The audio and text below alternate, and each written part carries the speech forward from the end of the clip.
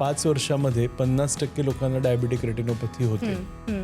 तर diabetic retinopathy म्हणजे आपला जो डोळ्याचा नेत्रपटल किंवा रेटिना जो लेयर असतो त्याचा आजार असतो. आपल्या ज्या कॅपिलरीजना किंवा रक्तवाहिन्यांना जे कव्हर असतं ते डायबिटीसमध्ये अफेक्ट होतं. डायबिटिक रेटिनोपॅथी हा असिम्प्टोमॅटिक आजार आहे, म्हणजे त्या व्यक्तीला कळत नाही की त्याला रेटिनोपॅथी आहे. तर त्यामुळे आम्ही प्रिव्हेंटिव्ह आय चेकअपवर खूप स्ट्रेस करत असतो. कारण जर डायबिटिक रेटिनोपॅथी आपल्याला लवकर कळली तर ती अर्ली स्टेजेसमध्ये रिव्हर्सिबल असते. की रेटिनाकडे बघून आम्हाला हेही लक्षात येतं की ह्या माणसाची किडनीला पण अफेक्ट झालंय का. तर असा हा डोळ्याची किंवा आंतर शरीराची खिडकी असा डोळा आहे. लेन्स मधून लाईट जातो आणि लेन्स तो लाईट आपल्या रेटिनावर फोकस करतो. बरोबर. रेटिनाच्या मधोमध मॅक्युला आणि त्याच्या मधोमध फोविया नावाचा एक पार्ट असतो की जिकडे आपली 80% नजर असते. बरं. तर हा फोविया अतिशय महत्वाचा आहे. त्याच्यानंतर मॅक्युला. शुगर कंट्रोल हे फार आवश्यक आहे. Systemic control of blood pressure, diabetes, your lipids म्हणजे जे कोलेस्ट्रॉल आहे हे सगळं खूप आवश्यक आहे. कारण एकदा जरी सर्जरी झाली तरी रेटिनात परत रेटिनोपॅथी नक्कीच होऊ शकते, रिब्लीड होऊ शकतं. जर तुम्हाला डायबिटीज असेल तर आजचा हा एपिसोड जरूर पहा आणि संपूर्ण पॉडकास्ट जरूर पहा. कारण की फक्त हा डायबिटीज पेशंटसाठी आहे. आणि डायबिटीज पेशंटसाठी का मी म्हणते, कारण डायबिटीजमुळे असे अनेक आजार आहेत जे उद्भवतात आणि खास करून डोळ्यांचे आजार. आणि ह्याच डोळ्यांच्या आजाराबद्दल आज आपण मधुराष्ट्रक पॉडकास्टमध्ये अधिक चर्चा करणार आहोत. नमस्कार, मी मधुराष्ट्रक पॉडकास्टमध्ये आपलं मनापासून स्वागत. आणि आज आपण डायबिटिक रेटिनोपॅथी ह्या विषयावरती चर्चा करणार आहोत. डायबिटिक रेटिनोपॅथी म्हणजे नेमकं काय आहे, डायबिटीज पेशंटला का कळत नाही की आपल्याला डायबिटिक रेटिनोपॅथीचा आजार झाला आहे, हळूहळू कशा पद्धतीने हा आजार वाढत जातो, ह्या सगळ्याबद्दल आज आपण विस्तृत चर्चा करणार आहोत. आणि माझ्यासोबत मधुराष्ट्रक पॉडकास्टमध्ये आलेले आहेत नेत्ररोग तज्ज्ञ डॉक्टर नितीन देशपांडे. आपण सगळ्यात अगोदर मधुराष्ट्रक पॉडकास्टमध्ये त्यांचं मनापासून स्वागत करूया. नमस्कार डॉक्टर. नमस्कार. डॉक्टर नितीन देशपांडे हे श्री रामकृष्ण नेत्रालयाचे समूहाचे संचालक आहेत. ग्लोकोमा आणि रिफ्रॅक्टिव्ह सर्जरीमध्ये त्यांचा खास करून हातखंडा आहे. तसंच रॉयल कॉलेज ऑफ ऑप्थोमॉलॉजिस्टचे लंडनचे ते सदस्य आहेत. जगप्रसिद्ध अरविंद आय हॉस्पिटलचे ते विद्यार्थी देखील आहेत. त्याचबरोबर त्यांनी स्टेट, नॅशनल, इंटरनॅशनल ह्या कॉन्फरन्सेसमध्ये थेट शस्त्रक्रिया करून सायंटिफिक पेपर्सही सादर केलेले आहेत. चला तर आज आपण डायबिटिक रेटिनोपॅथी ह्या विषयावरती विस्तृत चर्चा करूया डॉक्टरांशी. आणि अर्थातच हा पॉडकास्ट तुम्हाला कसा वाटला, हा पॉडकास्ट संपूर्ण बघाच. त्याचबरोबर आम्हाला लाईक करा, शेअर करा आणि सबस्क्राईब करायला विसरू नका. आपण लगेचच चर्चेला सुरुवात करूया. डॉक्टर, पुन्हा एकदा स्वागत आहे. सगळ्यात पहिल्यांदा मला तुम्हाला हेच विचारायचं आहे की डायबिटिक रेटिनोपॅथी म्हणजे नेमकं काय आहे. तर डायबिटीस हा आजार सर्वश्रुत आहेच. तर ज्या लोकांना बरेच वर्ष डायबिटीस असतो, म्हणजे साधारण 5 वर्षामध्ये 50% लोकांना डायबिटिक रेटिनोपॅथी होते.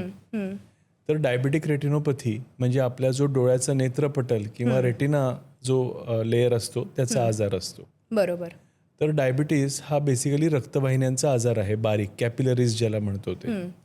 तर आपल्या ज्या कॅपिलरीजना किंवा रक्तवाहिन्यांना जे कव्हर असतं ते डायबिटीसमध्ये अफेक्ट होतं. आणि त्याच्यामुळे ते जे ब्लड वेझल्स आहेत त्या लीक व्हायला लागतात.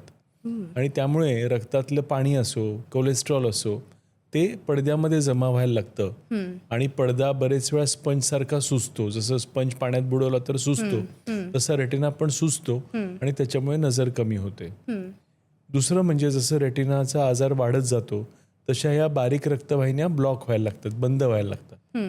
त्या बंद झाल्यामुळे त्या पर्टिक्युलर जो रेटिनाचा भाग असतो त्याला रक्तप्रवाह मिळत नाही. आणि त्याच्यामुळे जे केमिकल्स रिलीज होतात त्याच्यामुळे आजूबाजूच्या भागांमधून ॲबनॉर्मल नवीन रक्तवाहिन्या तयार व्हायला लागतात. बरं. तर ह्या ॲबनॉर्मल रक्तवाहिन्या अनहेल्दी असतात. त्या ब्लीड होतात, त्या रेटिनाला खेचतात आणि ह्या सुजेमुळे, खेचामुळे आणि ब्लड डोळ्यात उतरल्यामुळे जी नजर कमी होते ती डायबिटिक रेटिनोपॅथीमुळे होणारी विजन लॉस त्याला म्हणलं जातं. तर अशी ही डायबिटिक रेटिनोपॅथी डोळ्याला अफेक्ट करते. बरं.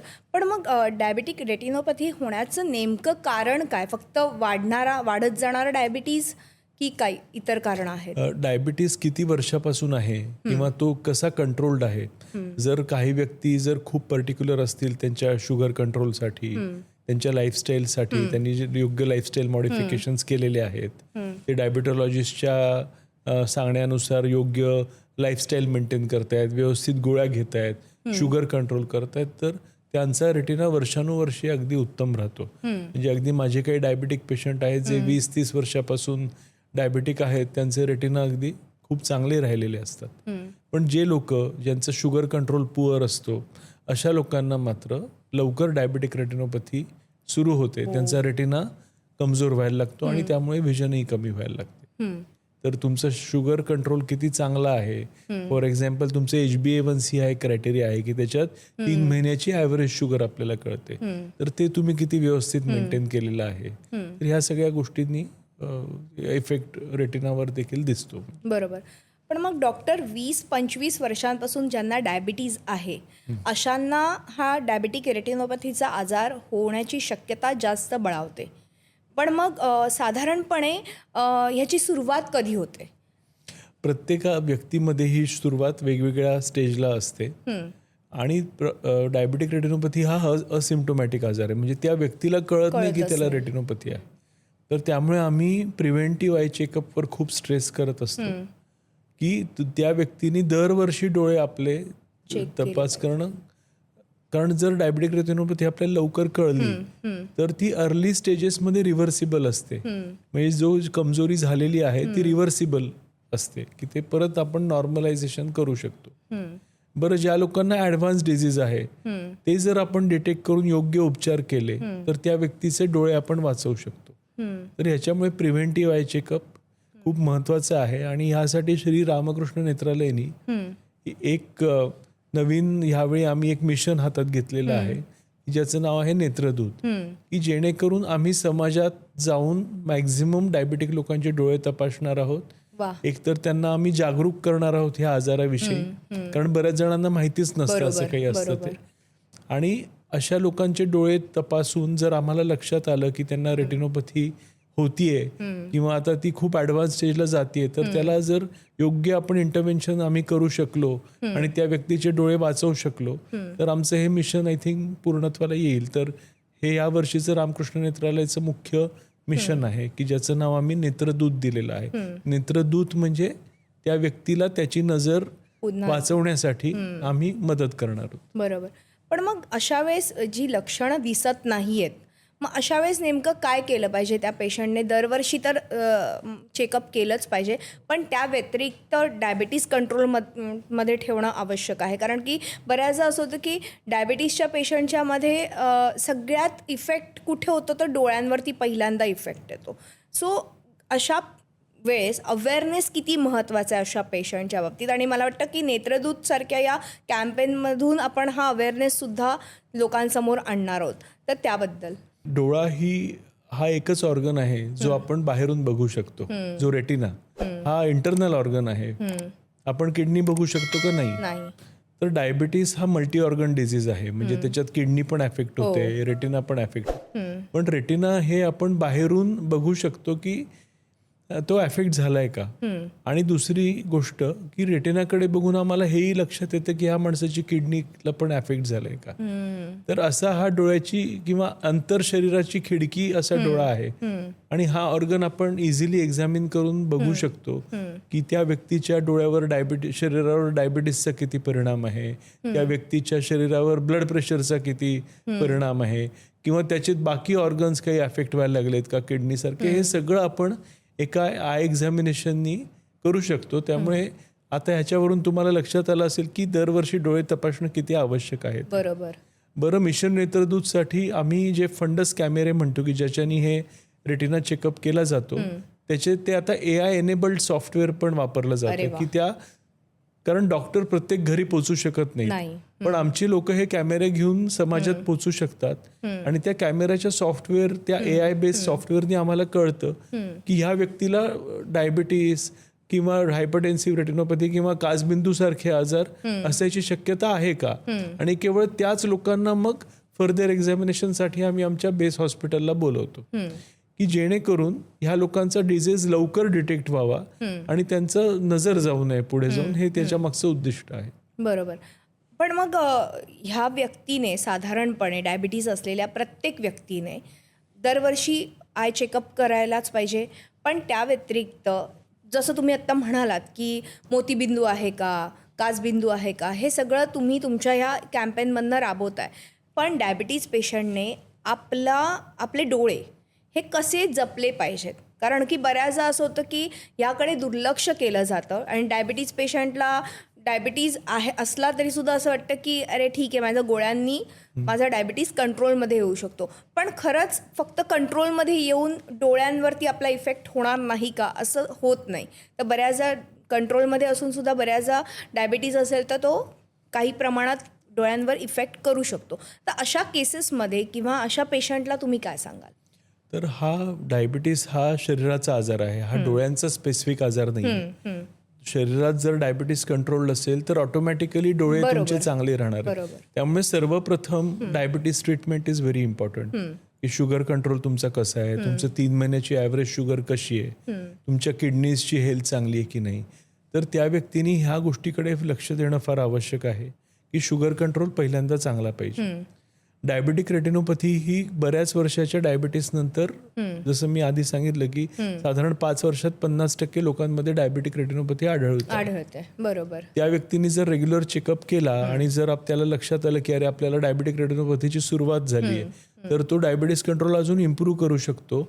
आणि इनिशियल स्टेजमध्ये ती रिव्हर्सिबल असते की ती सुरू झालेली रेटिनोपॅथी आपण घालवू शकतो. पण जर ती रेटिनोपॅथी अजून पुढे वाढत गेली तर त्याचा परिणाम अधिकाधिक डोळ्यावर होतो. आणि जर खूपच लेट डिटेक्ट झाली तर मग नजर वाढवणं थोडं अवघड असतं. त्यामुळे प्रिव्हेंटिव्ह आय चेकअप हा एकच मार्ग आहे की जेणेकरून आपण हे लवकर डिटेक्ट करतो आणि योग्य वेळी ट्रीटमेंट देऊ शकतो की जेणेकरून व्हिजन लॉस होणार नाही. पण मग अशा पेशंटला आपण काही कुठल्या टेस्ट किंवा इन्व्हेस्टिगेशन कराव्या लागतात का? तर त्या इन्व्हेस्टिगेशन कोणत्या असतात? आम्ही जेव्हा पेशंट आमच्या क्लिनिकमध्ये प्रत्येक येतो त्याला डायलेट करून रेटिना चेक करतोच. बरं. तर हे जे फंडस्कोपी त्याला म्हणलं जातं किंवा फंडस चेकअप, हे डायबेटिक रेटिनोपॅथी डिटेक्ट करण्यासाठी असतं. एकदा डायबेटिक रेटिनोपॅथी आहे असं कळलं तर मग त्याला फर्दर इन्व्हेस्टिगेशन्स केले जातात.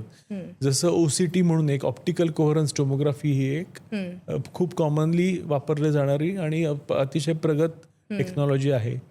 आपलं रेटिना सगळ्या अनेक लेयर्सचा बनलेला असतो, जसे केकचे लेयर्स असतात तसे. तर OCTनी तो रेटिना शेकडो पट मॅग्निफाय केला जातो आणि एक्झॅक्टली कोणत्या लेअरमध्ये आजाराची सुरुवात आहे ते आम्हाला कळतं आणि त्याप्रमाणे मग आम्ही ट्रीटमेंट डिझाईन करतो. दुसरी गोष्ट, एक फंडस अँजिओग्राफी. मी आपल्याला सांगितलं की डायबिटीसचा रक्तवाहिन्यांचा आजार आहे की याच्यात रक्तवाहिन्या बंद पडतात. बरोबर. तर अँजिओग्राफीने आम्हाला कळतं की कोणत्या भागात तो रक्तप्रवाह बंद झालेला आहे आणि मग अशा जो खराब झालेला रेटिना आहे त्यालाच आम्ही लेझर करतो की जेणेकरून तो रेटिना तिकडचा ब्लिडिंगसाठी होणारे सगळे जे सिग्नल्स देत असतो ते कमी होतात, जेणेकरून डोळ्यात ब्लिडिंग होण्याचं प्रमाण कमी होतं. तर असे हे वेगवेगळे इन्व्हेस्टिगेशन्स आहे. परत ज्या लोकांना कमी डायबिटीस आहे त्यांना मे बी आम्ही 6 महिन्यातून वगैरे एकदा बोलवतो. ज्यांना जास्ती ॲडव्हान्स रेटिनोपॅथी आहे त्यांना जास्ती दर 2-3 महिन्याला बोलवलं जातं. तर पेशंटच्या डोळ्याची किंवा रेटिनोपॅथीची स्टेज बघून मग त्याचं ट्रीटमेंट डिझाईन केली जाते. पण मग ही समस्या आहे ही रेटिनाची एकूणच इन्व्हेस्टिगेशन केल्यानंतर आपल्याला लक्षात येतं की रेटिनोपॅथी आजार आहे का नाही, म्हणजे डायबिटिक रेटिनोपॅथीचा आजार आहे की नाही. रेटिना नेमकं काम काय करतं? आपल्याला दृष्टी देतं. तर जो लाईट आपल्या डोळ्यावर पडतो तो सुरुवातीला बुबुळ म्हणजे कॉर्नियामधून फोकस केला जातो. मग तो लेन्समधून लाईट जातो आणि लेन्स तो लाईट आपल्या रेटिनावर फोकस करतो. बरोबर. रेटिनाच्या मधोमध मॅक्युला आणि त्याच्या मधोमध फोविया नावाचा एक पार्ट असतो की जिकडे आपली 80% नजर असते. बरं. तर हा फोविया अतिशय महत्वाचा आहे. त्याच्यानंतर मॅक्युला आणि मग बाजूचा रेटिना ज्याला पेरिफेरल रेटिना आपण म्हणलं जातं.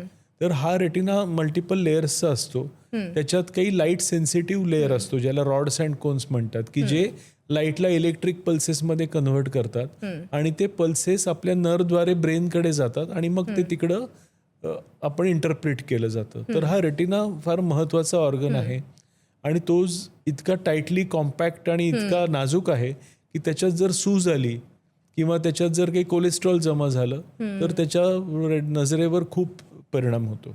बरं. पण मग हे रेटिना चेक करताना डायलेशन मोठं का करावं लागतं? डायलेटेशन हे पूर्ण बुबुळ मोठं केल्यावरच आपल्याला त्याच्या मागचं दिसतं. पण आता आपल्याकडे असे ॲडव्हान्स डायग्नोस्टिक्स आहेत की ज्याला नॉन मिड्रियाटिक म्हणतात, की ज्याला डायलेटेशनची गरज पण नसते. तर त्यामुळे आता हा डायलेटेशन हा क्रायटेरिया अगदी सगळ्यांना लागू होत नाही. तर प्रत्येकाला डायलेट करायची गरज पडत नाही. आम्ही विदाऊट डायलेटेशन पण चेक करू शकतो. पण अगदी पेरिफेरल रेटिनासाठी आम्हाला डायलेट करावं लागतं. डायलेट म्हणजे बेसिकली औषध टाकून बुबुळ मोठं करून बघणे, की जेणेकरून त्या बुबुळाच्या मागचा म्हणजे आपलं जे खिडकी आहे छोटीशी, जे भोक आपल्याला दिसतं, बाहुली म्हणतो आपण, त्या प्युपिलच्या मागचं आपल्याला दिसावं म्हणून. पण मग डॉक्टर, ह्या जेव्हा टेस्ट केल्या जातात त्या पेशंटच्या डोळ्यांवरती, तर काही त्रास वगैरे होतो का त्यांना? टेस्टला काहीच त्रास होत नाही. ह्या खूप सिम्पल आहेत, ज्या बेसिकली एक्झामिनेशनचाच पार्ट आहेत. इव्हन ट्रीटमेंट तुम्ही जरी म्हणलात तरी लेझर्स असोत किंवा इंजेक्शन्स असोत, हे बरंचसं आता पेनलेसच आहे आणि ॲडव्हान्स्ड आहे. त्यामुळे त्रास असा काही नसतो. ह्या निदर टेस्टचा काही त्रास नसतो किंवा इव्हन ट्रीटमेंटचाही त्रास नसतो. पण मग ह्याच्याकडे जर दुर्लक्ष केलं, डायबेटिक रेटिनोपॅथीकडे, तर पुढे जाऊन अंधत्व येतं का? जेव्हा डायबेटिक रेटिनोपॅथी सुरुवातीची असते तेव्हा जर आपण योग्य इंटरव्हेन्शन केलं तर ती रिव्हर्स पण होऊ शकते. मात्र जसं डोळ्याचा आजार रेटिनोपॅथी वाढत जाते तर काही पार्टचा रक्तप्रवाह बंद होतो, ब्लिडिंग होतं, पडदा खेचला जाऊ शकतो. अशा कंडिशनमध्ये सिव्हिअर व्हिजन लॉस होण्याची खूप शक्यता असते. त्यामुळे योग्य वेळी प्रिव्हेंटिव्ह आय चेकअप करणे, सिस्टमिक डायबिटीस कंट्रोल योग्य ठेवणे, यांनी आपण आपली नजर दृष्टी नक्कीच वाचवू शकतो. आता डॉक्टर, तुम्ही म्हणालात तसं की प्रिव्हेंटिव्ह फार महत्त्वाचं आहे डायबेटिक रेटिनोपॅथीमध्ये, पण अनेकदा ह्याकडे दुर्लक्ष केलं जातं. पण तुमच्याकडे अशा काही केसेस आल्यात का की त्याचं उदाहरण आपण ह्या पॉडकास्टच्या माध्यमातून लोकांपर्यंत पोचवू शकतो? कारण लोकांना असं होतं की अरे ठीक आहे, डोळ्यांना व्यवस्थित दिसतंय, पण हा हळूहळू वाढत जाणारा आजार आहे, हा लगेच लक्षात येत नाही, सायलेंट किलर म्हटलं जातं. तर अशा वेळेस तुम्ही काय सांगाल? असे काही पेशंट आलेत का की ज्यांची खूप पुढची स्टेज होती आणि डोळा वाचवणं कठीण असतं, असे काही केसेस तुम्हाला आठवत आहेत का आत्ता? मला वाटतं आजकाल बराचसा लोकांचा अवेअरनेस वाढत चाललेला आहे. जे 10 वर्षापूर्वी आम्हाला खूप ॲडव्हान्स डिझिजेस यायचे, त्यापेक्षा आता मला वाटतं की लोकांना बरीच जाणीव आहे प्रसारमाध्यमातून किंवा आपल्या पॉडकास्ट सारख्या माध्यमातून लोकांना अधिकाधिक नॉलेज आजकाल मिळतंय. त्याच्यामुळे मला वाटतं लोक अवेअर झालेले आहेत. परत जसं रामकृष्ण नेत्रालय आता हे मिशन हातात घेतंय नेत्रदूत, की प्रिव्हेंटिव्ह आय चेकअपसाठी, तर अशा इंटरव्हेन्शनमुळे पण हा प्रकार आता सिव्हिअर व्हिजन लॉसचा कमी ऑलरेडी झालेला आहे आणि पुढे जाऊन अजून कमी होणार आहे.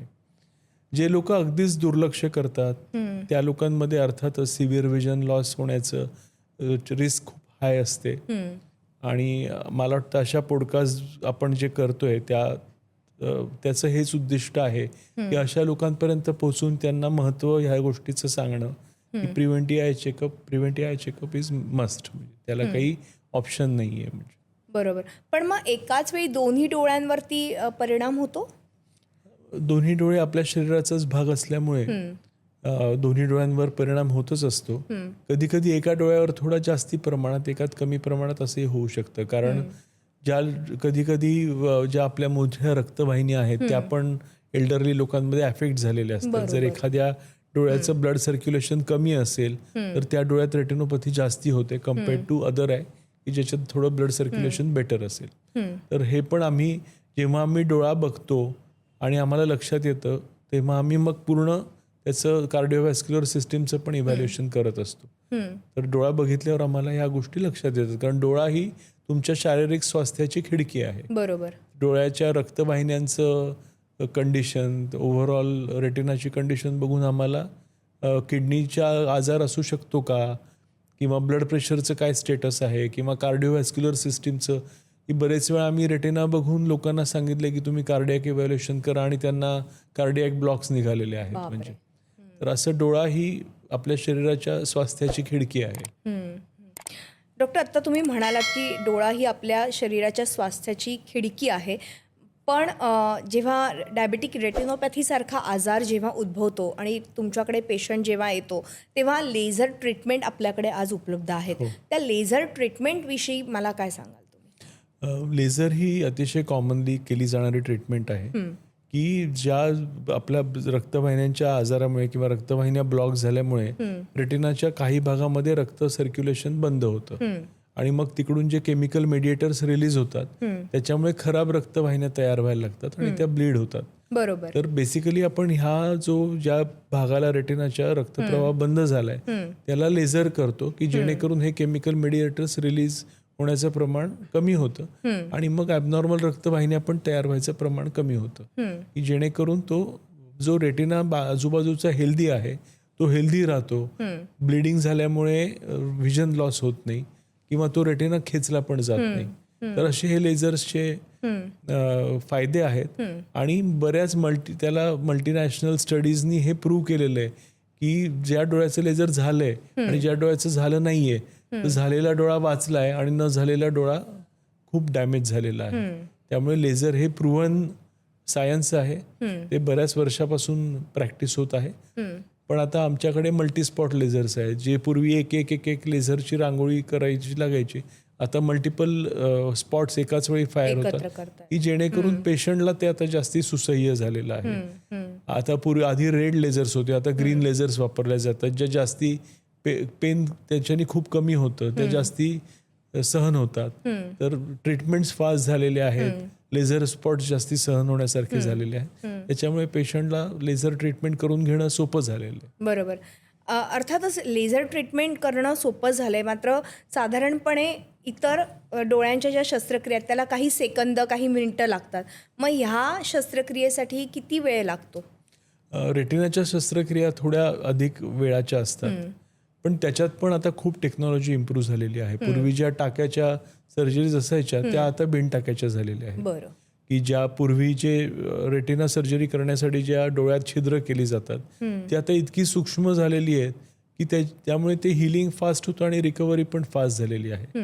तर त्याला आजकाल 25 गॉज सर्जरीज म्हणतात की ज्या 27 गॉज सर्जरीज म्हणतात की जे निडलची बोर साईज आहे त्या अतिसूक्ष्म होत गेलेल्या आहेत की ज्याच्यामुळे रिकव्हरी फास्ट झालेली आहे. बरं, टेक्नॉलॉजी ज्या रेटिना मशीन्स आहेत ती अतिशय प्रगत झालेली आहे की जेणेकरून त्यांचे कट रेट्स फास्ट आहेत त्यामुळे सर्जरी फास्ट होते. बरोबर. तर असं रेटिना सर्जरीच्या टेक्नॉलॉजीमध्ये पण खूप बदल झालेला आहे. सर्जन्सच्या प्रावीण्यांमध्ये खूप अधिक वाढ झालेली आहे. तर ह्या सगळ्या गोष्टींचा फायदा रुग्णाला नक्कीच झालेला आहे. मग हॉस्पिटलमध्ये स्टे वगैरे करावा लागतो अशा पेशंट्सना? जनरली डोळ्याच्या कोणत्याच सर्जरीला आम्ही ॲडमिट करत नाही. आजकाल मी जसं म्हणलं कट्स बारीक झालेले आहेत, सुचरलेस झालेले आहेत त्याच्यामुळे ताबडतोब पेशंटला डिस्चार्ज केलं जातं.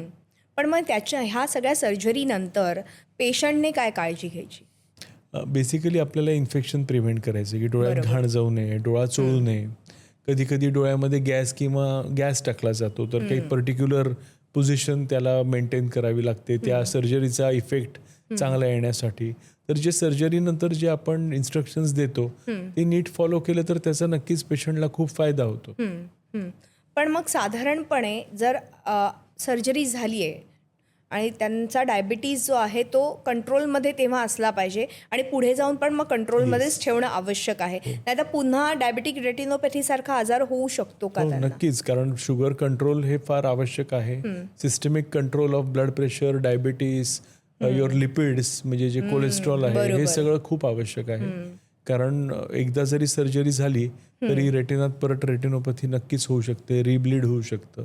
तर बेसिक काळजी डायबिटीस कंट्रोलची घेणं अतिशय आवश्यक आहे. मगाशी बोलता बोलता आपण बरंच बोललो की लक्षणं ह्यामध्ये दिसत नाहीत.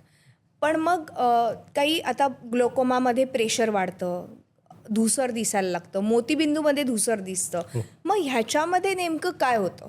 तर डायबिटीस रेटिनोपॅथीमध्ये सूज आल्यामुळे व्हिजन कमी व्हायला लागते. परत ब्लिडिंग झाल्यामुळे अचानक नजर कमी होण्याची शक्यता आहे किंवा रेटिना खेचला झाल्यामुळे त्याच्यामुळे पण व्हिजन लॉस होतो. तर दृष्टी कमी होणे हा त्याचा क्रायटेरिया आहे. पण ही दृष्टी कमी अगदी ॲडव्हान्स स्टेजेसमध्ये जनरली होते. अर्ली स्टेजेसमध्ये काहीच सिम्पटम्स नसतात त्यामुळे व्यक्तीला कळत नाही. अगदी म्हणजे एंड स्टेज म्हणजे प्रॉलिफरेटिव्ह डायबेटिक रेटिनोपॅथी म्हणतात, त्यात काही जण बरेचसे पेशंट अगदी आमच्या विजन चार्टमधली अगदी सर्वात छोटी ओळी वाचत असतात. जर आपण तो क्रायटेरिया घेतला तर मग तुम्ही कम्प्लिटली हा आजार मिस कराल. तर त्याच्यामुळे डोळ्याचं एक्झामिनेशन आम्ही प्रत्येकाचं रेटिनाचं करतोच. म्हणजे मग साधारणपणे जे डायबेटिक पेशंट आहेत त्यांची शुगर लेवल किती असली पाहिजे, त्याचबरोबर तुम्ही जसं म्हणालात की डोळ्यांवरूनच किडनीचा आजार आहे का किंवा काही इतर कोलेस्ट्रॉलचा आजार आहे का, हे सगळं तुम्ही लक्षात घेतात. मला हेच विचारायचं आहे की साधारणपणे शुगर लेवल डायबेटिक पेशंटची किती असली पाहिजे जेणेकरून डोळ्यांचा हा आजार उद्भवणार नाही. डायबिटीस कंट्रोल हा जास्ती करून डायबिटॉलॉजिस्टचा किंवा फिजिशियनचा विषय आहे. बरोबर. पण एक तुम्हाला जनरल गाईडलाईन सांगतो की HbA1c हा एक टेस्ट आहे की ज्याच्याने कळतं की 3 महिन्याची ॲव्हरेज शुगर किती आहे. तर ती 7च्या आत असणं डायबेटिक पेशंटसाठी एक आपण क्रायटेरिया म्हणू शकतो. त्या व्यतिरिक्त आम्ही पेशंटला त्याचं लिपिड प्रोफाईल चेक करायला सांगतो की त्याचं कोलेस्ट्रॉल कसं आहे, त्याची किडनीची कंडिशन कशी आहे, त्याला सिरम क्रिएटिनिन, युरिन अल्ब्युमिन असे बरेच टेस्ट आहेत. पण हा जास्ती विषय फिजिशियनचा किंवा डायबिटॉलॉजिस्टचा आहे. आणि डायबिटीस मॅनेजमेंट हे मल्टीडिसिप्लिनरी आहे. म्हणजे जसे डोळ्याचे डॉक्टर आहेत तसे फिजिशियन पण आहेत, त्याचे नेफ्रोलॉजिस्ट आहेत, असे हे मल्टीडिसिप्लिनरी आहे. त्यामुळे त्यात डोळ्याचे रिलेटेड जो भाग आहे की रेटिनोपॅथी आहे का, नजर कशी आहे, तो भाग आम्ही बघत असतो. At the same time physician किंवा डायबिटॉलॉजिस्ट त्याचं सिस्टमिक कंट्रोल बघत असतात. आज आपल्याकडे डायबिटीज हा मोठा आजार बनलेलाच आहे. भारतात अनेक पेशंट जे आहेत ते डायबिटीजग्रस्त आहेत. राजधानी म्हटलं जातं डायबिटीजला. तर मला हेच विचारायचे की डायबिटीज बरोबर अनेकांना BP, कोलेस्ट्रॉल हे देखील आजार जडलेले आहेत. मग ह्यांचा देखील परिणाम कुठेतरी डोळ्यांवर होतो का? ब्लड प्रेशरचा नक्कीच. हायपरटेन्सिव्ह रेटिनोपॅथी हे नोन प्रॉब्लेम आहे. बरोबर. रक्तवाहिन्या कठीण झाल्यामुळे त्या ब्लॉक होतात, डोळ्यात सूज येते, ब्लिडिंग होतं. तर ब्लड प्रेशर कंट्रोल हे अतिशय आवश्यक आहे. लिपिड्स म्हणजे जे कोलेस्ट्रॉल वाढलं तर कोलेस्ट्रॉल डिपॉझिशन पण रेटिनात होऊ शकतं. तर सिस्टमिक ह्या सगळ्या आजारांचा कंट्रोल जर चांगला झाला तरच तुमचा डोळा सुदृढ आणि हेल्दी राहणार आणि तुमची नजर चांगली राहणार. बरोबर. तर त्याच्यामुळे सिस्टमिक आजारांचा कंट्रोल अतिशय आवश्यक गोष्ट. हे सगळं आहे, पण सगळ्यात महत्त्वाचा प्रश्न येतो तो म्हणजे ह्याचा उपचार आणि त्याचा खर्च. उपचार जसं मी म्हणलं तसं एक तर आधी तर दरवर्षी डोळ्याची तपासणं आवश्यक आहे. त्यात फंडस्कोपी किंवा रेटिना चेक होणं आवश्यक आहे. ज्या लोकांमध्ये रेटिनोपॅथी आढळते इनिशियल स्टेजमध्ये काही ट्रीटमेंटची गरज नसते. आम्ही त्यांना एवढंच सांगतो की तुमचं शुगर कंट्रोल इम्प्रूव्ह करा, सिस्टमिक कंट्रोल इम्प्रूव्ह करा आणि ती बऱ्याच प्रमाणात रिव्हर्सिबल पण असते. म्हणजे आपण ती रेटिनोपॅथी काही प्रमाणात रिव्हर्स करू शकतो. ज्या लोकांना खूप ॲडव्हान्स डिझीज असतो की ज्या लोकांमध्ये डोळ्यात ब्लिडिंग होण्याची रिस्क असते किंवा ज्या डोळ्यांना सूज येऊन नजर कमी झालेली असते, अशा लोकांना आम्ही लेझर ट्रीटमेंट करत असतो की जेणेकरून ब्लिडिंग होण्याची टेंडन्सी कमी व्हावी.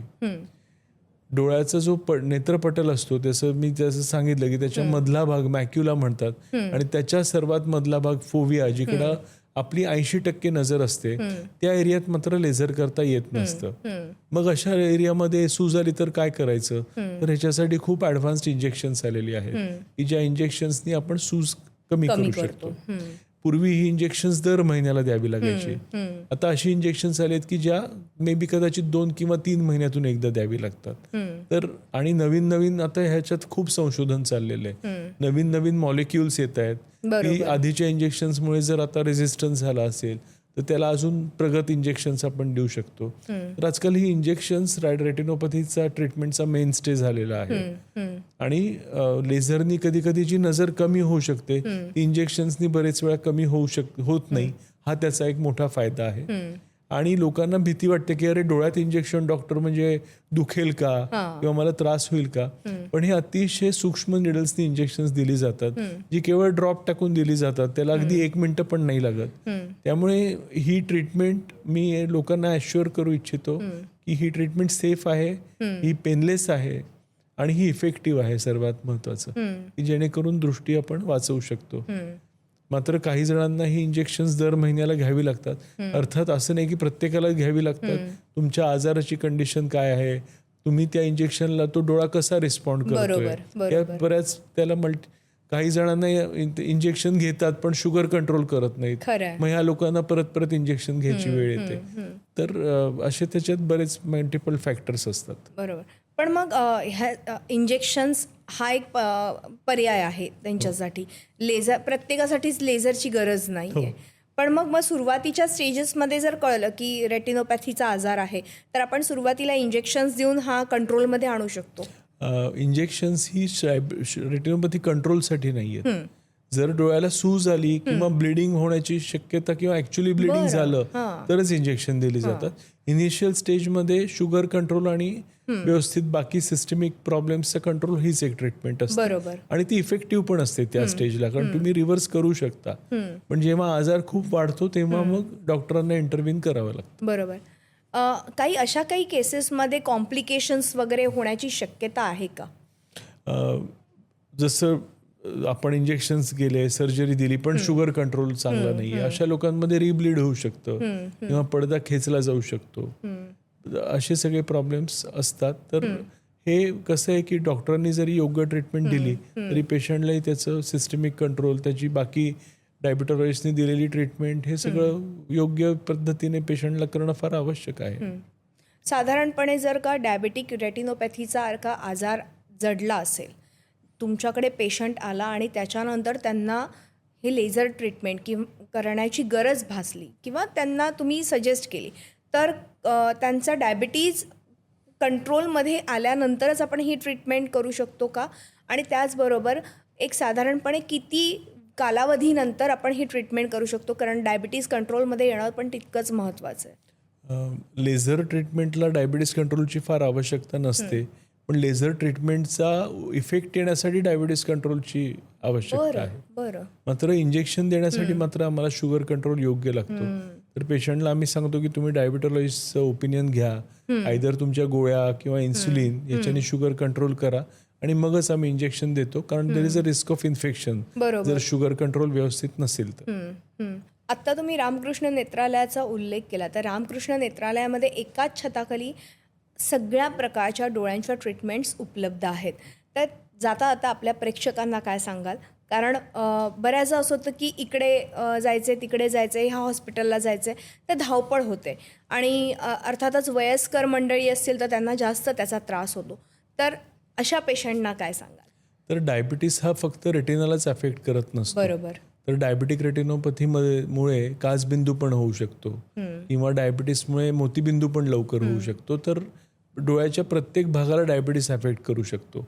मग अशा वेळी जर ग्लॉकोमा स्पेशालिस्ट असोत किंवा कॅटरॅक्ट सर्जन असोत किंवा रेटिना स्पेशालिस्ट असोत, हे सगळे जर एका ठिकाणी अवेलेबल असतील तर ती मॅनेजमेंट जास्ती इफेक्टिव्ह पण होऊ शकते, पण त्यांच्यात कम्युनिकेशन चांगलं असतं आणि सगळी इक्विपमेंट एका ठिकाणी अवेलेबल असेल तर ती ट्रीटमेंट पण योग्य प्रकारे होऊ शकते.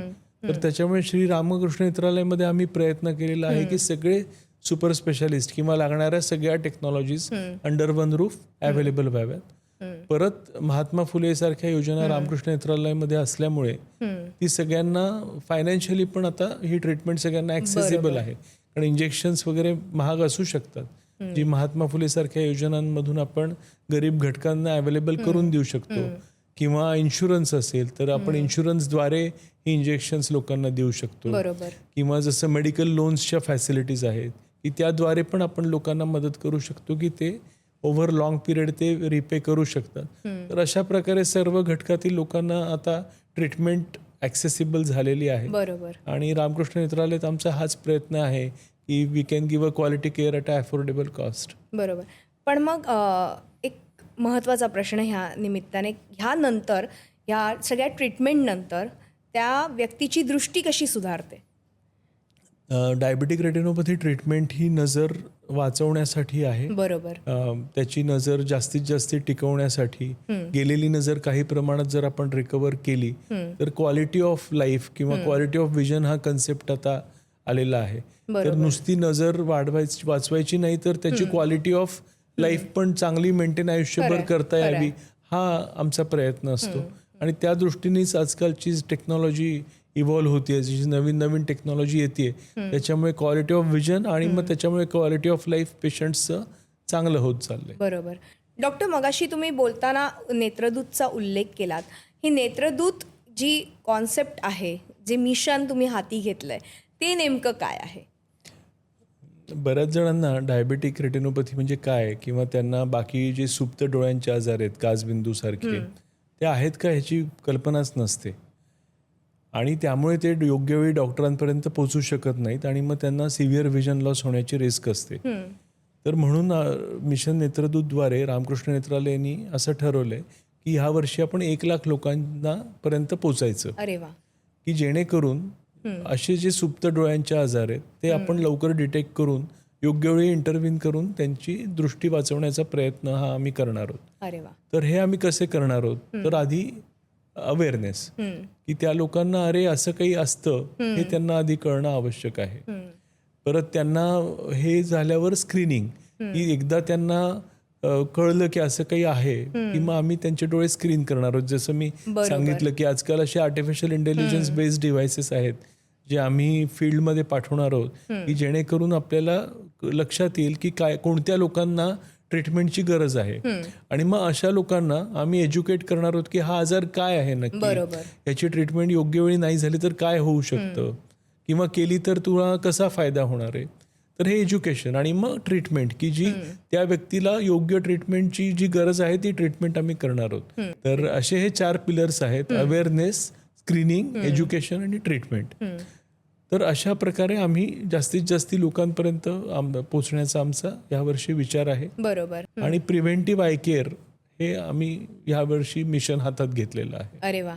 जवळपास 1,00,000 लोकांपर्यंत तुम्ही ह्या नेत्रदूत मिशनच्या वतीने पोहोचणार आहात. आणि मला वाटतं की आत्ता जे कोणी आपला पॉडकास्ट बघत असतील त्यांनी सुद्धा ह्या मिशनमध्ये सहभागी व्हा, जेणेकरून जनजागृती तर डॉक्टर करतायत, मात्र तुम्हाला गरज आहे ती योग्य स्क्रीनिंगची, योग्य ट्रीटमेंटची. हे फार महत्त्वाचं आहे. आणि अवेअरनेस आणि एज्युकेशन तर डॉक्टर स्वतः देणारच आहेत. अर्थातच म्हणजे डायबेटिक रेटिनोपॅथीसारखा जर आजार जडला असेल तर त्याकडे दुर्लक्ष करू नका.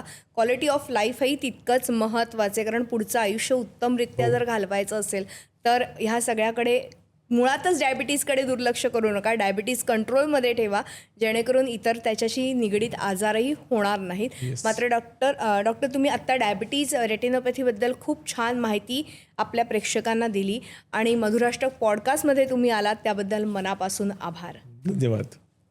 तर आपण बघितलं की श्री रामकृष्ण नेत्रालयाचे डॉक्टर नितीन देशपांडे आज मधुराष्ट्रक पॉडकास्टमध्ये आले होते आणि त्यांनी खूप छान माहिती या डायबेटिक रेटिनोपॅथीबद्दल दिली. श्री रामकृष्ण नेत्रालय हे महाराष्ट्रात विविध ठिकाणी कार्यरत आहे. त्यांच्या शाखा आहेत चेंबूर, मुलुंड, ठाणे आणि वाशी इथे.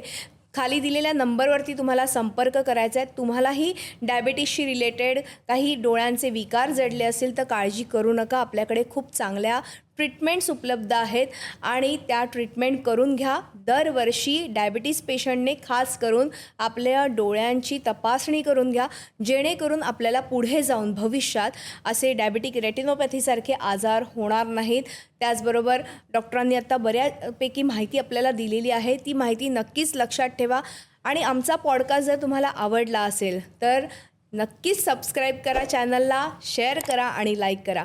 पुढच्या भागात आपण अशाच एका नवीन विषयासह भेटणार आहोत. तोपर्यंत नमस्कार.